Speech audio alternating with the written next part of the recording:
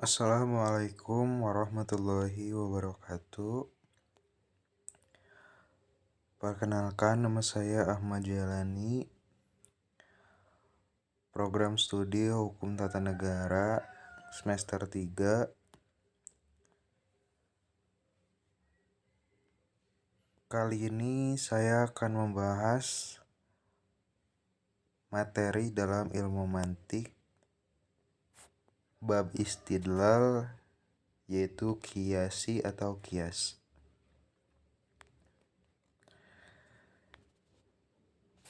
Definisi qiyas. Qiyas adalah dua qodiyah atau lebih yang disusun dan dapat menghasilkan kesimpulan atau natijah. Qodiyah adalah ucapan yang berfaedah serta mengandung kebenaran atau kedustaan. Jadi bisa dipahami bahwa qiyas ini adalah dua qodiyah yang disusun dan dapat menghasilkan kesimpulan. Seperti pada contoh, Khomar itu memabukkan. Itu qodiyah yang pertama. Kemudian semua yang memabukkan itu haram. Itu qodiyah yang kedua. Nah, setelah ada dua qodiyah menghasilkan kesimpulan, yaitu jadi Khomar itu haram. Kita bisa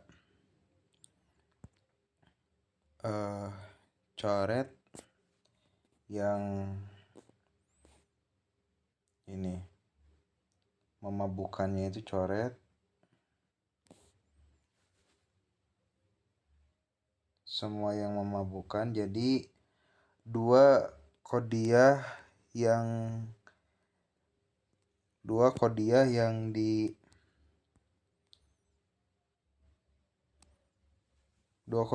diulang maka akan menghasilkan natijah. Jadi natijahnya itu Khomar itu haram gitu.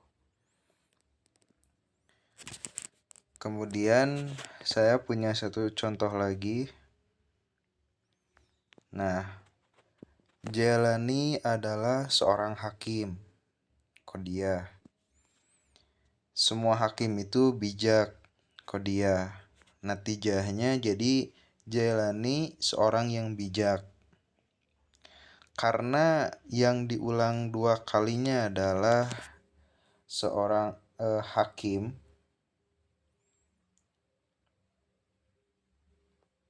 nah si hakimnya itu diulang dua kali.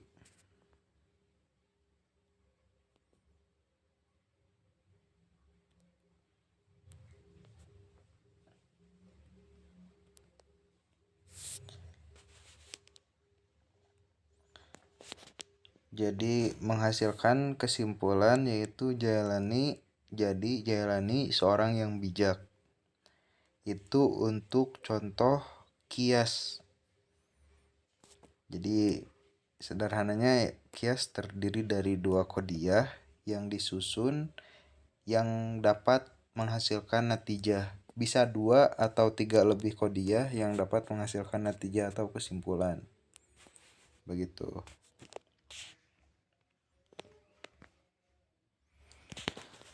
Kemudian qiyas dari segi had atau batasan. Jadi ada tiga batasan qiyas.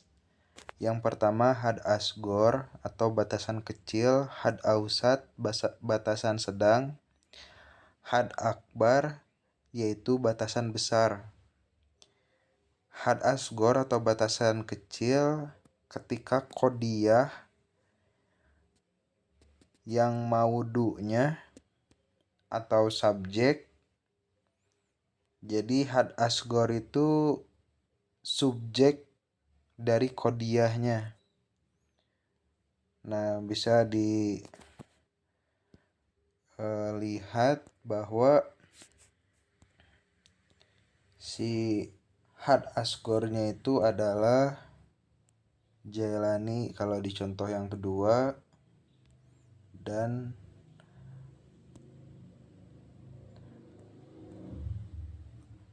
Khomar di contoh yang pertama.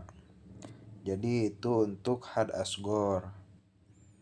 Kemudian kalau had ausat yaitu sesuatu yang diulang-ulang dalam dua kodiah baik yang pertama yang kedua. Kita lihat lagi contohnya bahwa yang diulang-ulang dalam contoh yang pertama dulu adalah memabukkannya. Kemudian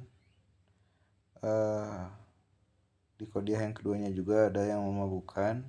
Jadi itu sebagai had ausat.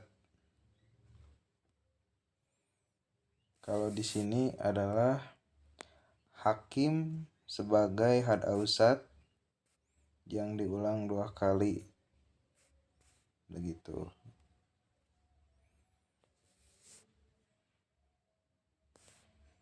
Kemudian ada had akbar, yaitu batasan besar.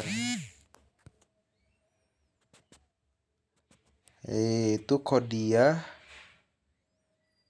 yang mahmul atau predikat. Contohnya haram dan bijak. Jadi di had akbar ini adalah predikat dari kodiah itu. Yang pertama predikatnya itu ini haram. Haram.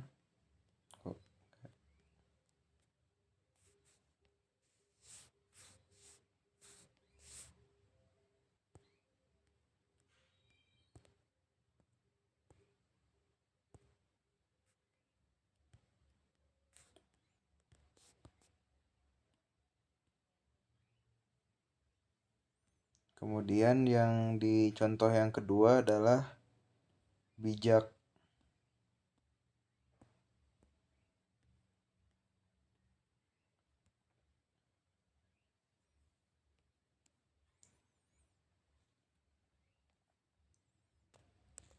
Jadi dalam bab segi had atau batasan dalam kias yaitu terdiri dari 3, had asgor atau batasan kecil, had ausat atau batasan sedang, dan had akbar atau batasan besar. Jadi kalau had asgor istilahnya adalah subjek dari kodiah, yaitu Homer di contoh yang pertama dan Jailani di contoh yang kedua. Biasanya subjek itu berada pada awal kalimat. Nah, kalau had ausat yaitu sesuatu yang diulang-ulang dalam dua kodiah baik yang pertama yang kedua. Jadi yang diulang 2 kali dalam kodiah itu adalah had ausat. Di contoh ini memabukkan, contoh yang pertama, dan contoh kedua yaitu hakim. Nah, di had akbar atau batasan besarnya itu adalah sebagai predikat dari kodiah. Seperti yang contoh yang pertama, Homer itu haram. Nah, si haramnya itu jadi predikat. Kemudian Jalani adalah seorang yang bijak. Predikatnya itu adalah bijak. Nah, kias dari segi kodiah ada yang dinamakan muqaddimah sugro, ada muqaddimah kubro, ada natijah. Jadi muqaddimah sugro adalah sesuatu yang mengandung had asgor atau batasan kecil. Muqaddimah kubro yaitu sesuatu yang mengandung had kubro, batasan besar. Kemudian natijah yaitu kesimpulan. Contoh muqaddimah sugro atau sesuatu yang mengandung had asgor atau batasan kecil Jailani adalah seorang hakim. Kemudian contoh muqaddimah kubro adalah sesuatu yang mengandung had kubro atau batasan besar, yaitu semua hakim itu bijak. Kemudian natijahnya Jailani seorang yang bijak. Jadi dari contoh yang kedua tadi, Jailani adalah seorang hakim. Di qodiyah yang pertama itu menunjukkan muqaddimah sugro. Kemudian semua hakim itu bijak. Di qodiyah yang keduanya menunjukkan muqaddimah kubro. Nah, kemudian yang ketiganya adalah natijah atau kesimpulan, yaitu Jailani seorang yang bijak. Nah, dalam kias terbagi menjadi dua, yaitu kias iktirani dan yang kedua kias istisnai. Kias iktirani yaitu menggabungkan dua muqaddimah melalui penengah. Kesimpulannya secara implisit sudah terkandung dalam premis-premis tersebut. Contohnya, semua yang bergerak itu materi. Semua materi itu membutuhkan ruang. Maka semua yang bergerak itu membutuhkan ruang. Jika kias istisnai, yaitu yang di dalamnya disebutkan sebuah kesimpulan atau kebalikan hasil kesimpulan pada perbuatan, dan di dalamnya terdapat keadaan yang menyeluruh. Contohnya, jika sesuatu itu adalah zat atau esensi, maka ia tidak akan lepas dari sifat. Tetapi sesuatu ini tidak memiliki sifat, meniadakan akibat, maka sesuatu ini bukan zat.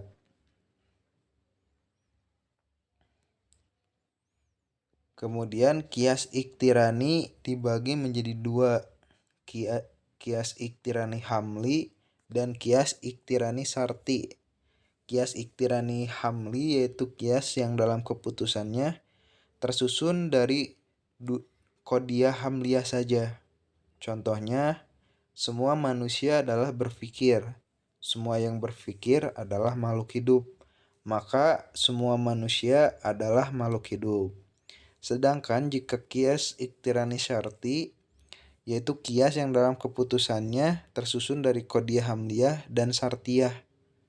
Contohnya, jika sesuatu itu adalah zat, maka ia tidak lepas dari sifat. Jika sesuatu itu tidak lepas dari sifat, maka ia adalah baru. Maka, jika sesuatu itu adalah zat, maka ia adalah baru atau tercipta. Begitu. Sekian presentasi dari saya. Semoga bisa dipahami. Haza wallahu yarana wa yahfazuna walhamdulillahi rabbil alamin. Wassalamualaikum warahmatullahi wabarakatuh.